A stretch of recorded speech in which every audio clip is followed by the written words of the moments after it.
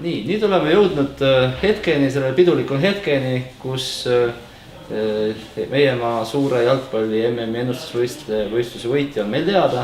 Selleks on Kuressaare elanik Veljo Veersalu ja meie maa ennustusvõistluse peasponsori esindaja Kalvi Trei on auhind üle anda võitjale. Suured tänud. Palju õnne. Palju õnne minuli poolt. Ja ilusad elamusi teil nüüd selle uue telefoniseltsis. Tegemist on nüüd võidutalongiga, nagu te isegi näha võite, alates poolfinaalidest on kõik paigas, 100% harukordne ettenägelikkus.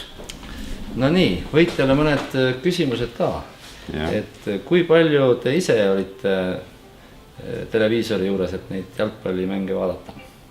No niivõrd kuivõrd, kuidas vastad, kuna nad olid öisel aegadel, siis vaatasin ka muid uudiseid ja jälle lülitasin ümber ja samasuguse Samsungil, aga ta on muidugi väiksem küll, aga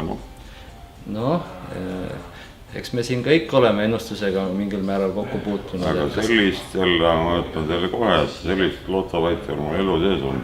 Selge. Ennustajad lähevad tihtilugu vastuollu, et kas see, mis teil oli pandud talongile, olite ka Saksamaa poole hoidja või otsite põjakile? Aga loomulikult Deutschland. No siis läks vähemalt õigesse kohta. Nii, nüüd oleme jõudnud lohutusauhinna väljaloosimise juurde ja nii nagu meil ennustusvõistluse reeglid ette näevad, loosime kõikide ennustusvõistlusel osalejate seast välja ühe lohutusauhinna, milleks on Grand Rose Spa saunakeskuse pääse 2. Ja Euronixi esindaja Kalvi Trei oli nõus meil Fortuna rollis olema, nii et palun.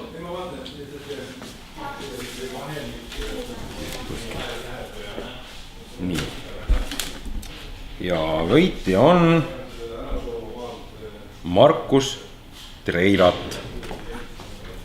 Ma niimoodi ka, käsi väriseb küll.